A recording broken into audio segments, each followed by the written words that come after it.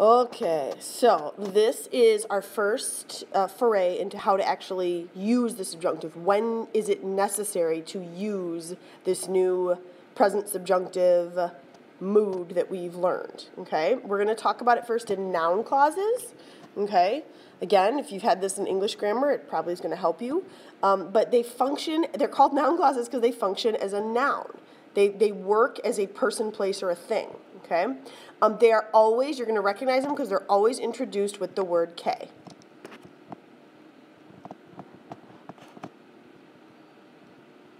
All right, so we talked about the subjunctive is a mood, not a tense. It doesn't tell you when something happened, but it tells you, this is key, that there's an attempt to influence. Okay, so what we're going to see is we had that big complicated formula, which we'll rehash in a second, but what's going to happen is that first verb, there's going to be some sort of influence in that first verb that's going to cause the use of subjunctive in the second verb, okay? Indicative just means, remember, not subjunctive. It's the mood we've used until now. It includes every tense except subjunctive. So present, preterite, imperfect, etc., etc. Again, you've already written this down, but we'll review. Okay, here's your basic noun clause setup. I shortened it a little bit, but I do want you to write it. Do not edit my notes. Verb 1, again, or subject 1, verb 1. Verb 1 is always in the indicative, guys, always. Then there's that K. That signals the start of your noun clause, okay? And it also, remember, it's that big glaring neon sign that says, I'm changing subjects. If my subject was yo for number 1, I've got to go to something different. So tú or nosotros, but not yo, okay? Verb number 2, this is where you may or may not be using the subjunctive, okay? That's going to depend on whether or not you find a wedding reason, which is wedding reasons. It's a way that you're going to identify an attempt to influence, okay? So again, here's your formula, etc. Copy it, love it, learn it, be wonderful. Okay, now, what if subject number 1 and subject number 2 are the same? Okay, because this happens a lot. Once we learn the subjunctive, kids are like, oh, I want to use it all the time. Well, you don't always need it. If your two subjects are the same, there's no reason for the K, because remember, the K says, oh, I'm changing subjects. Well, if you're not, then take the K out, and then you're just going to do what we've been doing for 2.5 years, where verb number 1 is conjugated in the indicative, and verb number 2 does not get conjugated, right? So if you want to say, I'm mad at knowing that, okay, I'm mad that I know that, your two subjects are the same. There's no reason to make your sentence that complicated. Why don't you just say, I am mad, which is me enojo, right? And then to know that. Oh, I'm mad to know that. It's just easier. Then you're not doing as much work. It makes it shorter. Okay, but back to our wedding reasons. Remember, I'm going to look for these reasons in verb number 1. That is where my eyes should go. Before I ever decide what to do with verb number 2, I've got to analyze verb number 1. That is key. If you find a wedding reason, then when you go to conjugate verb number 2, you will do so in the subjunctive, okay? All right, so the W stands for wish or want. So you've got to know verbs that indicate wish or want. Querer, desear, preferir, recomendar, aconsejar, exigir, all of these ones. So yes, list them, but I will be providing you with a big fat vocab worksheet that has commonly used verbs that indicate wish or want and all these other wedding reasons that you need to know, okay? If you find one of these verbs in verb number 1, right, that someone's suggesting something or asking for something or needing something or demanding something or advising something or recommending something, okay, then you will use subjunctive in verb number 2. Here's your example. Yo quiero que ustedes escriban esta información, okay? I want, right, so here's my verb number 1. It's I want. That's a wish or a want. So because want is present in verb number 1, okay, that means over here in verb number 2, I use the subjunctive. I want you guys to write this information. Escriban. See that opposite ending? That's subjunctive. Another example, we prefer that Juan come with us. Okay, again, verb number 1, preferimos. If you have a preference, that's something that you want, something you wish. Okay? Sometimes wishes and wants are going to be a little more subtle, but they're still going to be wishes and wants, okay? So because I have a want expressed in verb number 1, verb number 2, obviously, over here, is vaya, subjunctive. E for emotion, okay? You got a whole bunch of emotion verbs. Alegrarse, to be happy, enojarse, to be mad, sorprenderse, to be surprised, animarse, to cheer up, entristecerse, to be sad, etc., etc., etc. Again, you're getting a big list with all this business. Okay, so here's your example. Marisol se enfada de que su novio Tito salga con otra chica. So Marisol is angry. Okay? Again, here's verb number 1. She is mad that, well, mad, last time I checked, was an emotion. Okay? So that means the second verb over here with Tito, okay, is in the subjunctive, obviously, salga. She's mad that her boyfriend Tito is going out with another girl. Okay? D, the first D is for doubt. Lots of phrases express doubt. Dudar, to doubt, no estar seguro, to not be sure, no tener confianza, to not be confident that. Hay duda, there is doubt. Es dudoso, it's doubtful. No poder ver que, to not be able to see that. If you can't see something, you doubt it. To not be able to imagine that, okay? There's lots of ways to express doubt. This is not a complete list, but it's a good start. You guys have to use your impressive brains. Okay, so los padres de Juanita dudan que, again, here's my verb number 1. You can see my verb is dudar, so they doubt that. Obviously, that indicates doubt, which is going to make my second verb, her telling the truth, decir, has to go in subjunctive, diga. So Juanita's parents doubt that she is telling the truth. Okay, next, D is for denial. Negar, okay, which is a stem changer, means to deny, and the use of it in verb number 1 will require the subjunctive in verb number 2. Here's your example. We deny that there is a problem with the system, okay? So we deny, there's my verb number 1, and it expresses denial. That's my wedding reason.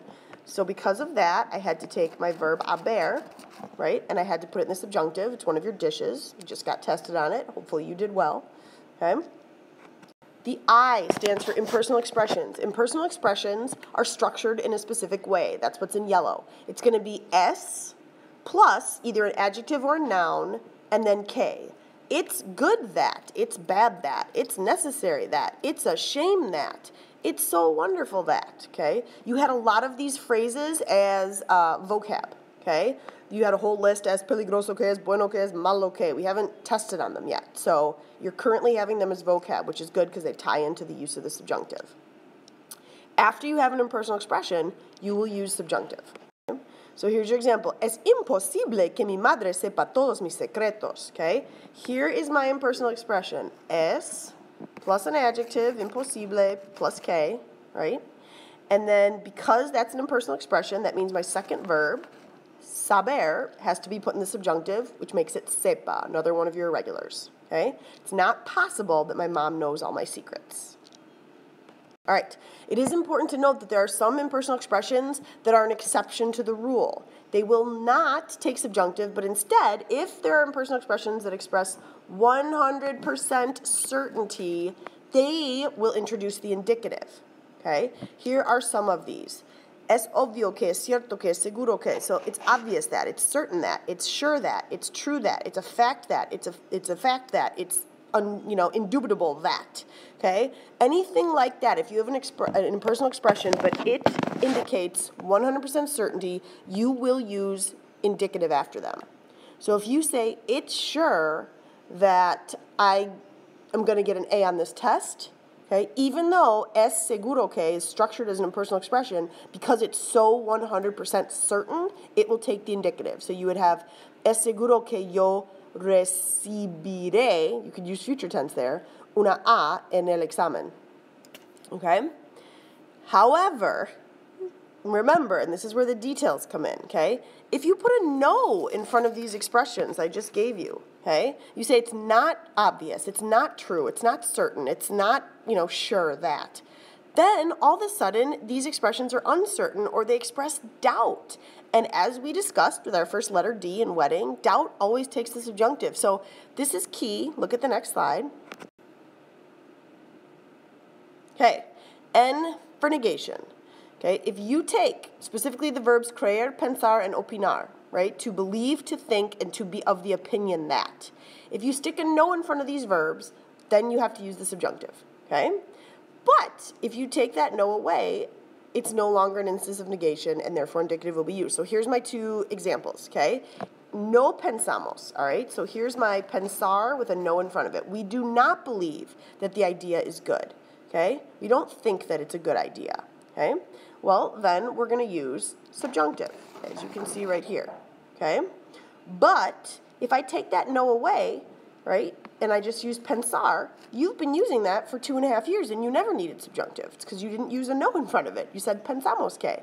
So if we take away the no, I use indicative. Look over here. Look at es. Okay, clearly that's the indicative. That's just a scary gnome. Super scary. I don't know why I put that in there. Enjoy. All right, G, the last wedding reason, is for God. So it's this specific phrase called ojalá. Ojalá, not ojalá, okay, ojalá. And it means may God grant that, but it doesn't really relate to God in any way, shape, or form anymore. It just is a common phrase to mean I hope that. And it will 100% of the time always take the subjunctive after it. Now, the thing about ojalá that's interesting is it's the one time you can get away with either having the K or not having the K, and you will still use the subjunctive. Normally, the absence of a K is going to mean that there's no second subject and you don't need subjunctive, but ojalá is special. So I don't care if there's K or not K, but I will use subjunctive after ojalá. Here's your example. Ojalá que la clase entienda el subjuntivo. I hope that the class understands the subjunctive. Ojalá, so my second verb, entienda, right, subjunctive. All right. And obviously, if, right, wedding reasons, wish or want, emotion, doubt, denial, impersonal expressions, negation, and God, if you find these in verb number 1, you will use subjunctive. But if you do not find a wedding reason, and instead you have certainty in verb number 1, that means you will use indicative in verb number 2. And indicative means any tense that's not subjunctive, so present, preterite, imperfect, future, conditional, all 4 perfect tenses, all 2 progressive tenses, okay? And you just have to make sure that whichever indicative tense you then choose makes sense with your sentence. It has to logically fit. But you have a whole bunch of interpretations. That means sometimes, if indicative is your choice, there might be 3 tenses that work correctly, or 5, or just 1. It depends on the sentence. Okay? So we're going to, these I want you to just sort of read, take in, right? It's certain that Tito has a really good-looking girlfriend. Okay?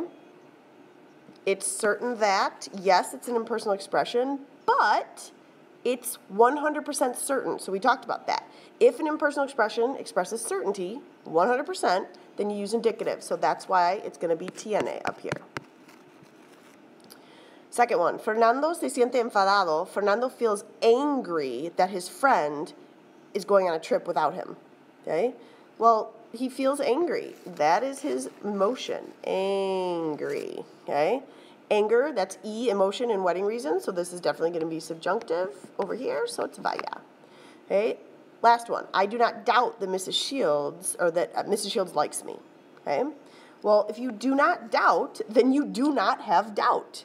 Okay? So that's the opposite of a wedding reason. So I'm going to use indicative. I don't have doubt. I use indicative. Okay? So caigo. Okay? Again, that's not the only indicative tense that would work here. You could use future.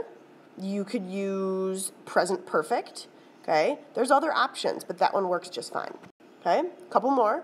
We do not believe that the exam is difficult. We do not believe. That is a statement of negation. I took creer and I stuck a no in front of it, so I use subjunctive, sea. And lastly, es improbable que, it's improbable that everybody knows David because he's new. Right? If it's improbable, again, that's an impersonal expression. Impersonal expressions take the subjunctive. It's not one of my exceptions, so I'm definitely going to use the subjunctive here. Conozcan. All right? Obviously, this is new. We'll spend a lot of time tomorrow clarifying, but you should have a pretty good idea of the triggers when you, and where to look to analyze how do I decide to use subjunctive or indicative in verb number 2. All right? Adios.